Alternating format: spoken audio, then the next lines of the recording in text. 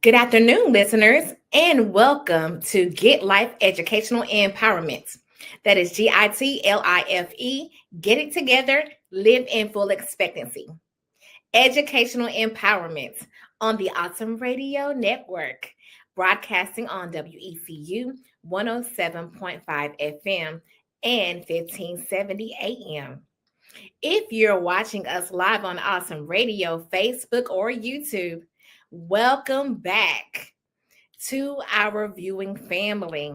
I'm your host, Sherida Suggs, educator, principal, coach, motivator, and your partner in purpose. As we get it together, today, our message title is Cultural Inclusivity Part 2, Equity and Asset-Based Pedagogy. We'll divide it into what it truly means to see every student's strengths, to honor their culture, and create classrooms where all students belong and thrive. We'll explore how educators, families, students, and communities can partner to bridge gaps, amplify voices, and move from deficit thinking to strength based actions. This is practical, real world empowerment rooted in faith, strength, and a belief that every child has potential that is worth celebrating. So, join us. Let's get it together, live in full expectancy, and empower education like never before. All right, family, let's take a get life moment of love and admiration. With Valentine's Day right around the corner, it is the perfect time to pause and celebrate you. That's right, you. The ones that show up day in and day out for our students, families, and communities. To the educators, leading classrooms and leading lives with intention.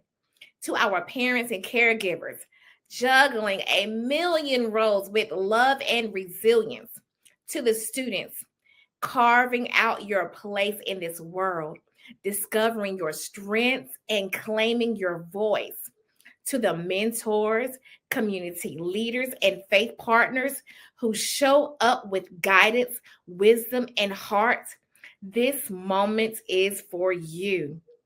You are seen and recognized, not just for what you do, but for who you are. You are valued. Your perspective, your care, and your commitment matter. You are essential. Without you, the work of education would not be possible. Every small act counts. Every word of encouragement matters. Every ounce of patience and grace creates ripples that last far beyond the classroom and spills right into our community where we create citizens that thrive. So let this be a reminder today. You make a difference. You create belonging. You inspire growth. And family, we want to take a special moment to honor our school counselors. Last week was National School Counselors Week, and as our calendar moves forward, the gratitude never ends. You are the quiet champions behind the scenes, the ones who guide, the ones who support, and help to uplift students through challenges that we don't always see. You are the key partners on our team, helping students thrive emotionally, socially, and academically. And your impact echoes far beyond the school walls. This Valentine's season, I want you to know that Get Life celebrates you. Get Life Educational Empowerment admires you. And we honor the love that you pour into our students, families, and communities. Stay proud, stay powerful, stay in your purpose because what you give changes lives. And family, that's the kind of love that lasts forever. If you would like to engage more, interact, or be a guest on our show, please email me at getlifeempowerment@gmail.com. That's GITLIFEEMPOWERMENT at gmail.com. Or you can call into the radio station at 252-756-2008 and leave a message if our lines are full. Here at Get It Together Educational Empowerment, we believe in educational abundance, strong schools, strong relationships, strong futures. When we get it together and live in full expectancy, we don't just hope for better, we build better. And family, we thrive together, we grow together, and we are better together. When we talk about equity in education, we cannot do so without hearing the words of our Dr. Martin Luther King. Dr. King was clear that equality is not just about access, it's about justice. He also warned us that inequality in education leads directly to inequality in society. In fact, Dr. King understood that separate and unequal systems limit opportunity, it silences voices, and reinforces injustice. So, when we talk about equality today, here is the key takeaway for schools, families, and communities. Equality is about fair access to learning. Equality is about high expectations for all students. Equality is about preparing every child to think, lead, and contribute. But Dr. King also helps us to see the limit of equality alone, because getting every child the same thing does not guarantee the same outcome. Our students have different needs. Equality leads us to equity. Equity requires us to respond intentionally to students' different needs, backgrounds, and lived experiences. So, when we honor Dr. King's vision in education, we don't just open the school doors. We make sure that every child can walk through them and thrive once they're inside. That is where cultural inclusivity lives, inside our school walls. So, I want you to carefully understand the difference between equality and equity. Listen closely. Equality means that everyone gets the same thing, whereas equity means everyone gets what they need to thrive. Equity ensures that all students, regardless of race, gender, ability, or background, has access to the tools, resources, and opportunities necessary for success. Remember, we all carry biases, often without realizing it or wanting to admit it. But that does not make anyone bad per se. It just means that we must be mindful, we must be intentional and proactive about truly valuing student strengths and their contributions. It also means that we have to make a conscious effort to be true to what our biases actually are and to overcome them. So, when we think about equity in education, every child deserves challenging, relevant learning experiences, access to resources necessary to thrive, consideration for race, language, gender, socioeconomic background, disabilities, and more. And there are distinctions between equity. We engage in these three areas: multicultural education, social justice in education, and culturally responsive education. So, listeners, viewers, and members, when we talk about equality in education, we cannot do it without honoring Dr. Martin Luther King. He is a visionary and he had a dream. He is a leader that understood that education is not about access only, but it's also about justice. He taught us that equality means opening doors, removing barriers that prevent children from learning, growing, and becoming who they are created to be. Dr. King believed that education should develop both intellectually and within character, because a society cannot thrive only if some of its children are given the tools to think, to lead, and to succeed. Here is the truth that Dr. King also helps us to confront: equality alone is not enough. This is where research gives language to what many educators and families feel in their hearts. I want you to also understand, and we're going to spotlight Dr. Sherida Hammond, who is an African American educator, researcher, and thought leader. She's also an equity and cultural responsive instructor. She helps us to understand that equality isn't a feeling or a slogan, it is a framework for action. According to Dr. Hamilton, when we engage in equity work and when we focus on the three interconnected areas, we also ensure representation, voice, and visibility. We also ensure that we address fairness, bias, and systematic barriers. We also teach in ways that align how students learn best, grounded in culture and neuroscience. Dr. Hamilton reminds us that students don't need to be fixed, systems do. Equity happens when we teach to students' strengths, when we honor their identities, and design learning environments where every child belongs and can achieve. So when we connect Dr. King's dream to today's classrooms, equity becomes the bridge between vision and reality. It is how we turn hope into practice and belief into impact. So let's have a get life, drop the mic moment here. Dr. King showed us the why, equity shows us the how, and culturally, inclusivity is how we make it last.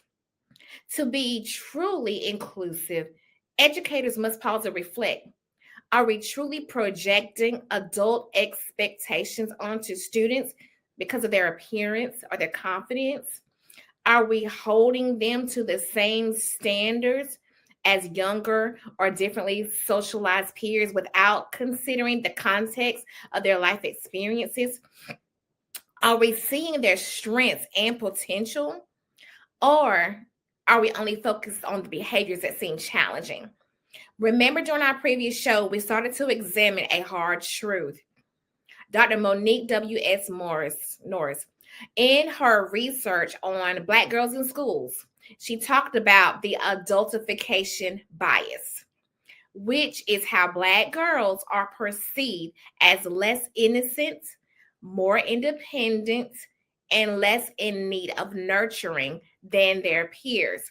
This bias leads to disproportionate discipline, missed academic support, and fewer emotional resources. African American girls carry themselves sometimes with adult confidence. Some African American young girls are shaped like adults, but they are still children learning and growing, deserving of nurture, patience, and opportunity, just as everyone else. Inclusivity starts when we take a step back, truly take a step back, reflect, and meet them where they are so that we can meet the needs that they require instead of where we assume that they should be. It means not saying that she's grown. It means not saying, what's wrong with this girl? It's about asking what's already right here and how can we build on it? Because students feel valued when learning is accelerated through meeting their needs. So let's think. When we engage culturally, inclusively, we realize that these students need guidance and respect. Their life experiences can be leveraged as strengths, not as liabilities. We as educators, families, and community leaders must acknowledge our, our unconscious biases and intentionally create spaces where they are supported as the children that they are. So, here are some practical steps for educators to consider. Check your assumptions at the door. Notice when you assume a student can handle something because he or she appears older or they act older. Affirm identity and age. Recognize the maturity that he or she brings, but also provide age appropriate support and care. Leverage strengths. Give leadership opportunities, mentorship roles, and project based tasks that channel the student's maturity level in a positive manner. Communicate with empathy. Ask the students, what support do you need from me in order for you to be successful? And then listen actively and with care. So let's keep it real. And let's think about what cultural inclusivity is and what it is not. Cultural inclusivity is not a holiday bulletin board. It is not a single lesson in February. It is not a token representation. It is not expecting students to shrink to fit within our systems. Now, don't get me wrong. A holiday bulletin board is great. A lesson in February, that's wonderful. But let's dig deeper. Let's get it together.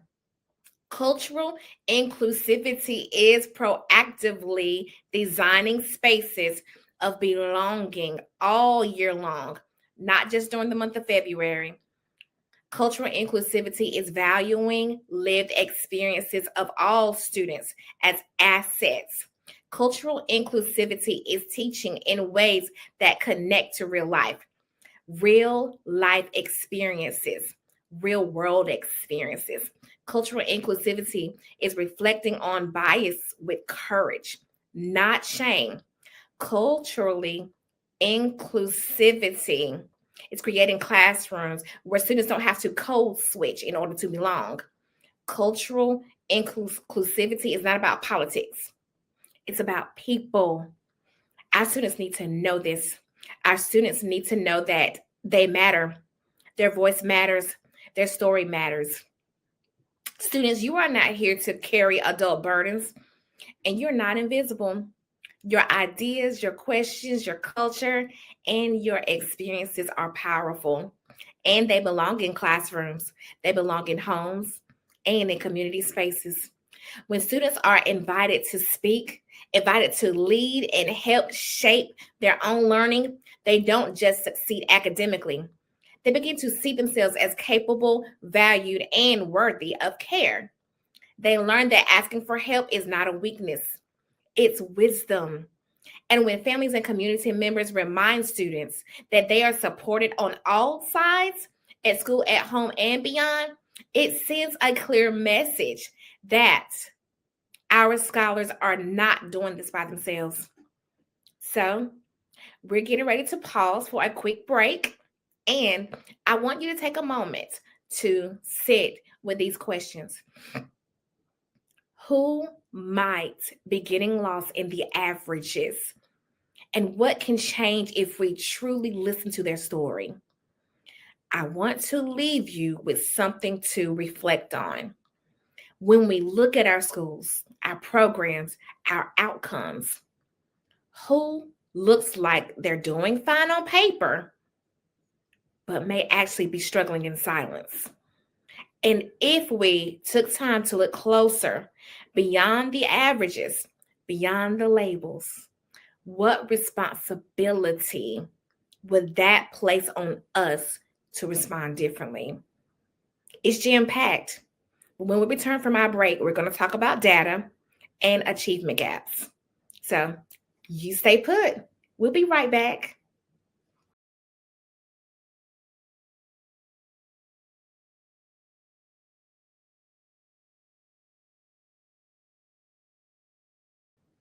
Welcome back. Welcome back.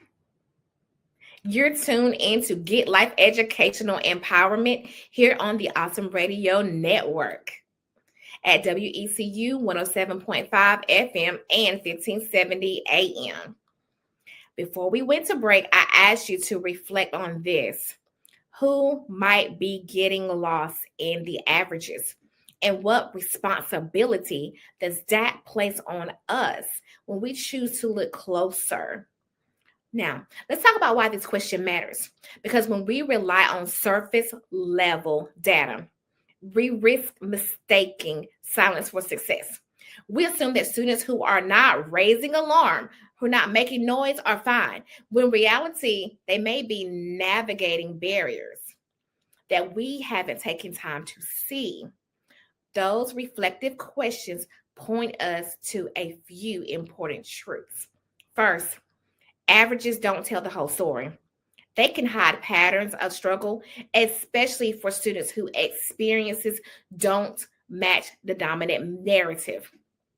Second, when we choose to look closer, when we disaggregate data and listen intentionally, we shift from reacting to problems to proactively preventing problems. And finally, this work asks something from all of us. It challenges educators, families, community members to remove beyond comfort into responsibility, to notice, to question, and to respond with care. So, as we move forward, the goal isn't just to analyze data, it is to see students more clearly and act in ways that ensure that no one is overlooked. So, earlier I asked the question, when we look at our schools, our programs, our outcomes, who appears to be doing fine on paper,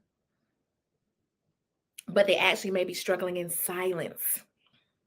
But here's the bigger question. Do they really look fine on paper? Because when we slow down and take a closer look, when we stop relying on summaries and really start examining the details, we often realize the warning signs were there all along. They were just buried under the averages.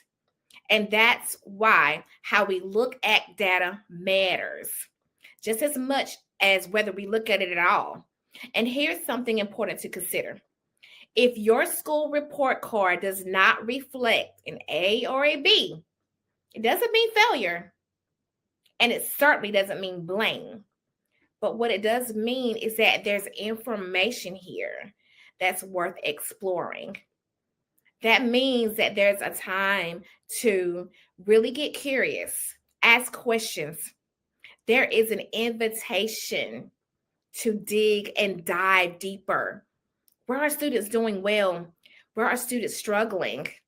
Which groups of students are telling a different story once we look a little closer? These reports aren't verdicts, but they're tools. Tools that help us to dig deeper. Tools that help us to identify where supports are working and where adjustments can make a real life difference. When we approach the data with curiosity instead of defensiveness, we open the door to growth. And that is how meaningful improvement begins, by using what we see to do better for our students. Get life big truth is that achievement gaps don't close until belonging gaps close. If we take a pause in understanding the data, here is the truth. Data reveals gaps that tell us where equity is missing. Test scores actually show disparities, sometimes between Black, Hispanics, ELL, and economically disadvantaged students versus white students. Suspensions often disproportionately affect Black students and boys. Gender gaps can exist between math and reading proficiencies. The next time you look at your school data, or the parents, next time you look at your school report card, community members, the next time you look at your district report card grades, I want you to do some notices and wonderings. I want you to notice the scores and data. I want you to ask yourself, what does the data say about our students? What does the data say about my classroom? What does the data say about my district? What does the data say about my community? How can I help? These are some powerful truths that are revealed in the data dives. So let's make sense of the data. Let's really think about why equity matters. Once we look at the data, once we see the numbers of proficiency on discipline, attendance, opportunity, we have to pause and ask a deeper question. What is the data really telling us? Because data isn't just about numbers. Data actually tells a story. And sometimes data reveals truths that we can't ignore. Equity in education means that every child should have access to relevant, challenging academic experiences and the educational resources necessary for success. Success across age, gender, ethnicity, disability, family background, income. Equity is not about treating all students the same. It's about responding intentionally to what data reveals. Equity is not lowering the bar, it's building the ramp. According to Dr. Zaretta Hammond, when we engage in equity work, we focus on multicultural education, social justice education, and culturally responsive education. So, let's talk about how we read the data. When data is aggregated, it means that everything is grouped together, all the totals, all the averages, all the overall numbers. And while that is helpful, it can also hide inequalities. That's why we must disaggregate the data. To disaggregate the data means to break it down by class, by subgroups, by race, by gender, by language, by ability, and by social economic status so that we can see who is thriving and who is being left behind. Remember that data dives are used to reveal how we can be helpful. It's not to blame. When we deep dive into data, disparities are often immersed. Significant gaps in outcomes between groups, such as test scores between Black and white students, or boys and girls, ELL students, white students, any two different groups. Also, disproportionality can be shown. Disproportionality is when certain groups are overrepresented or underrepresented in outcomes like suspensions, special education, or advanced courses. And family, let's be clear, these patterns are not accidental and they're not the fault of the children. So the question now becomes, how do we actually disaggregate the data? I want you to think of disaggregating data like turning on the lights in a classroom. When the lights are off, you can tell that the students are there, but you can't see who's sitting there. You can't see who's raising their hand. You can't see who's quietly struggling in the corner. Disaggregating data flips the switch. So, here's a simpler way to think about it. When you turn the light on, you're able to see everything. Start with one set of data, maybe a benchmark assessment, an attendance report, discipline referrals, or course grades. At the first glance, it tells one story, which is the overall result. But instead of stopping there, we ask a few intentional questions. What happens when we break this data apart by class? What do we notice when we look at it by grade level? What changes when we separate it by race, gender, language status, disability, or economic background? This right here is what it means to disaggregate data. You're not collecting new information, you're just simply reorganizing it so that it can speak to you more clearly. For example, an overall passing rate might look solid, but once you separate the data, you may notice that one group consistently scores lower, or another group is consistently being referred for the same discipline and reactions with higher rates. It's not about labeling students, it's about identifying trends and identifying patterns. Those patterns matter because disaggregated data helps us to move from vague concerns to specific actions. It allows teachers to ask, who needs additional support? Where do instructional strategies need adjustment? Which students are not being served as we think? Again, it's not about blame, it's about clarity. When teachers disaggregate data, they gain power, the power to respond with intention, to advocate with evidence, and to design instruction that meets the needs of all students. So remember, aggregated data tells us what's happening. Disaggregated data helps us to understand for whom it's happening and why. And that's where meaningful change begins. We can data drive our decisions, not assumptions. Ask yourselves, what does the data say to me? What does the data say about race? What does the data say about gender? What does the data say about socioeconomic status? What does it say about language? What does it say about ability? Because when we read data through an equity lens, it stops being about blame and starts being about responsibility. Equity means that we don't look away, we look in, we adjust instruction, we change systems, and we do better on purpose. Culturally responsive instruction. This is where action meets heart because data shows us where we are and equity tells us what to do next. It builds on what students already know. It shows there's more than one way to learn and succeed. It gives teachers opportunities to learn about students' cultures. It helps students understand behaviors valued in schools. It keeps teaching engaging and inclusive. It identifies hidden biases in our practices.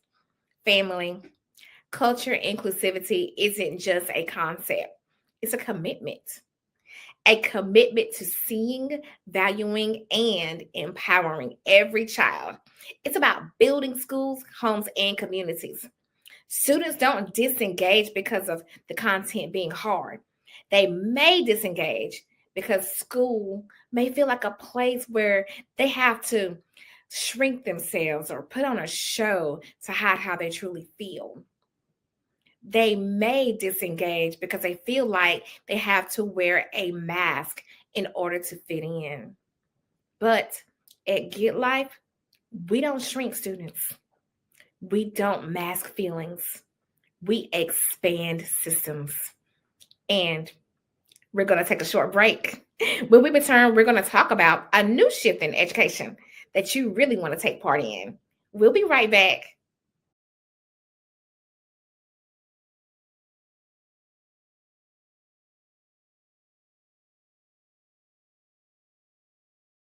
I am so glad that you are tuned in to Get Life Educational Empowerment here on the Awesome Radio Network. I am your host, Sherida Suggs, and we are going to deep dive right into cultural inclusivity, school, family, and community. And we're going to talk about what it really is and how it lives in our schools. At its heart, cultural inclusivity is about honoring the whole person, not expecting students to fit into one mold. It's the understanding that students don't need to become someone else to succeed. Schools, families, and communities must create spaces where who they already are is valued and celebrated. When we practice cultural inclusivity, we embrace diversity.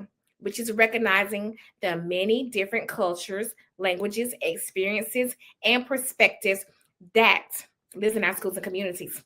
We embrace culture, which is understanding that every child carries a unique cultural lens that shapes how they learn, how they communicate, and connect.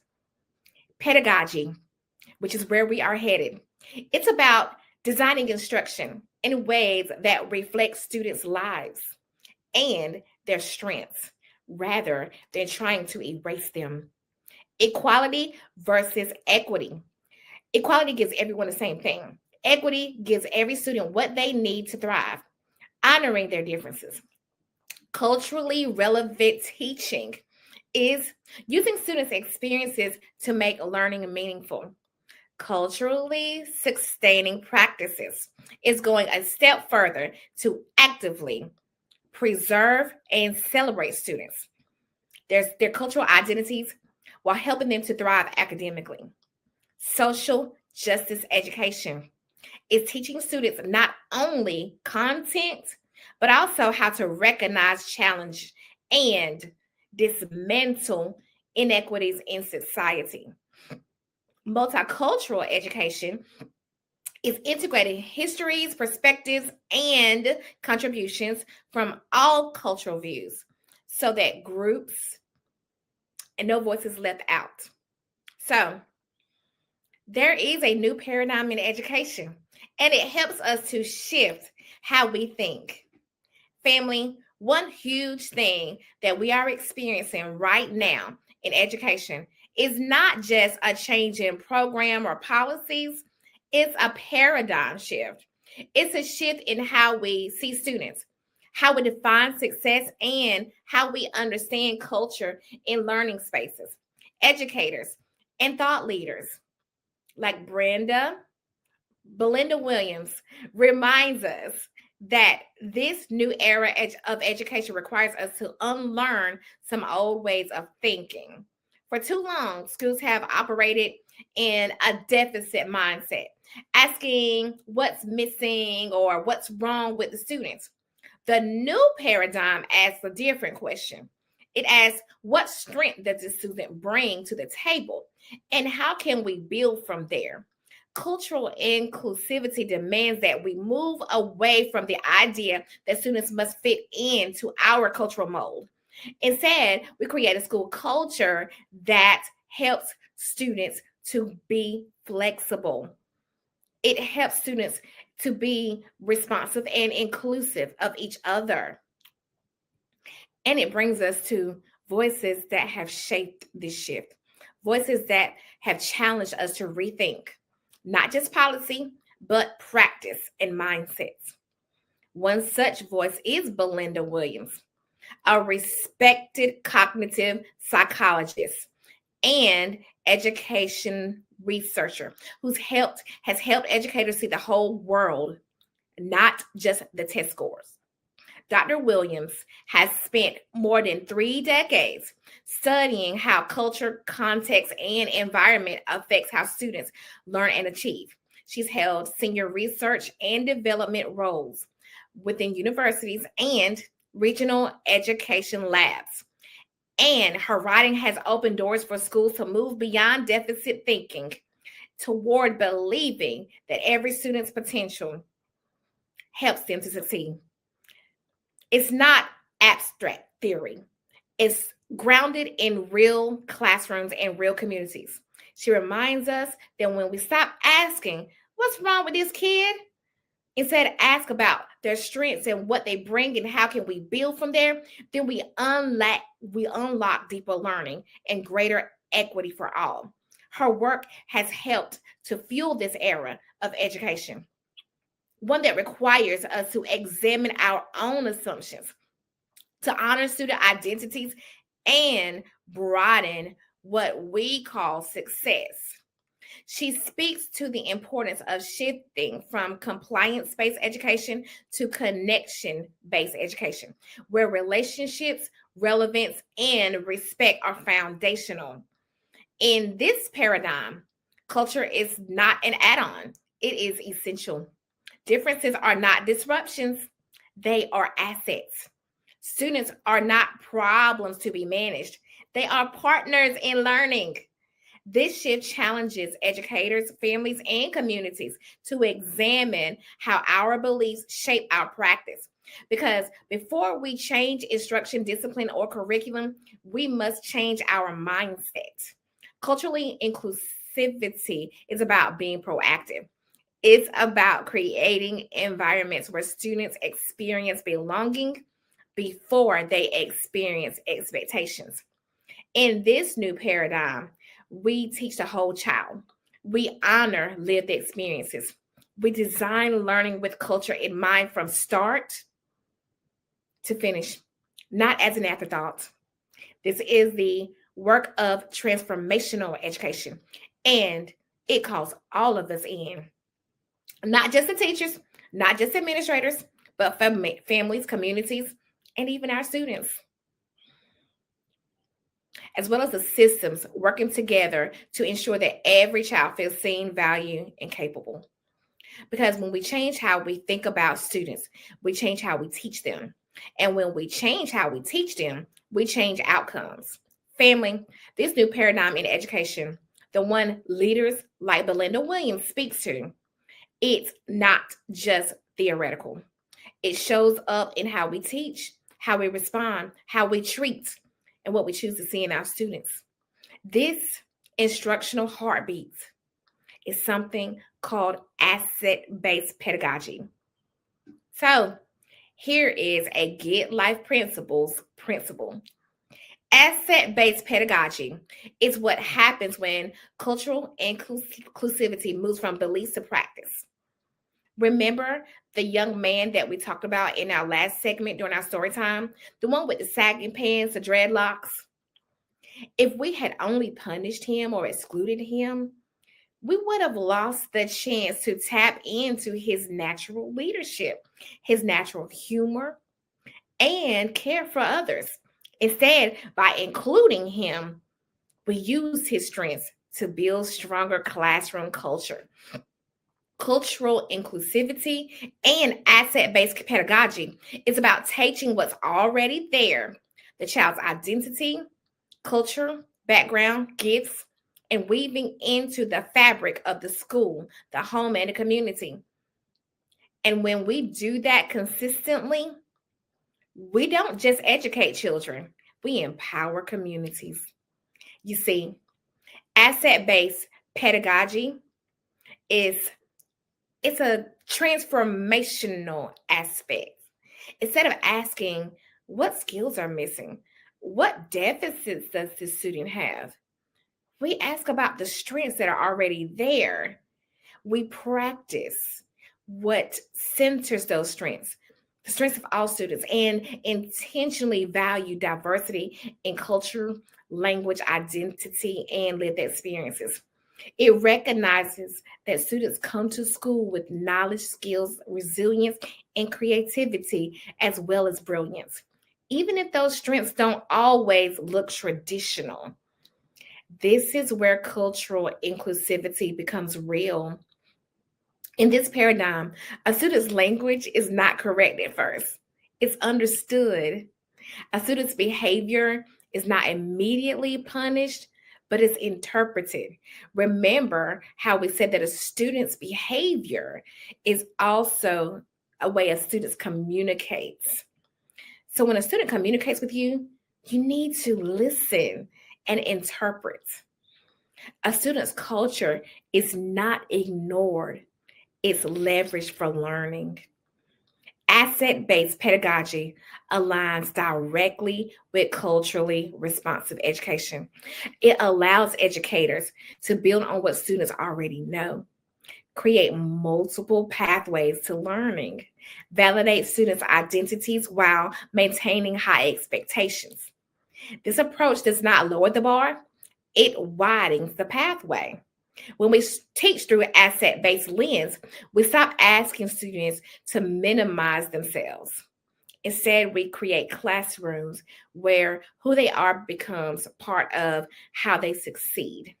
And family, This is how paradigm shifts begin, not through slogans, but through daily decisions in classroom, homes, and communities. When we change the lens, we change the learning. When we honor assets, we unlock achievements. So when we shift to asset-based pedagogy, this is teaching through the lens of students' strengths. It's about valuing diversity in culture, language, and ability. It's about using what students already know to help them grow. It's about creating classrooms where students are welcome, they feel seen, valued, and included. When students believe that the school is for them, not against them, they invest in their own learning. Cultural inclusivity practices disrupt the pipeline from school to prison. The pipeline doesn't start in prison. It starts with missed instructional time. It starts with repeated discipline. It starts with feeling misunderstood. It starts with feeling unwanted and unwelcome. Culturally, inclusivity interrupts that cycle by shifting the question from what rule was broken to what does this student need to stay connected. Research shows that restorative, inclusive environments reduce repeat discipline offenses and improves long-term outcomes, especially for students historically pushed through the margins. And let's be clear, this isn't about being soft. It's not about excusing behavior, but it's about being strategic. High expectations plus culturally inclusivity equals student success. Culturally inclusive schools do not lower the standards. They find creative ways to raise access to the standards. They say, we will hold you accountable. They say, we will support you. That combination is powerful. So when we talk about cultural inclusivity, we're talking about keeping students in classrooms. We're talking about keeping students engaged in learning. We're talking about keeping students connected to hope and possibility. And family, that's how pipelines are dismantled, not with punishment, but with purposeful inclusion. The Get Life Principles principle is cultural inclusivity doesn't exclude behavior, it explains it, it interprets it, it addresses it, and it transforms it. Family, this conversation can't end with the sound of my voice. Cultural inclusivity is not a theory, it is a daily practice.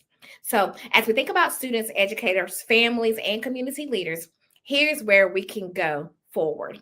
Students, I want you to understand to believe in your own strengths, in your own voice. Know that you are capable of learning and growing every single day. Ask for support when you need it. It's not a weakness, it's a sign of wisdom. Share your ideas and experiences. They matter and they deserve to be heard. Respectfully, take ownership of your learning. It is your responsibility to learn. But remember, you don't have to do it all alone.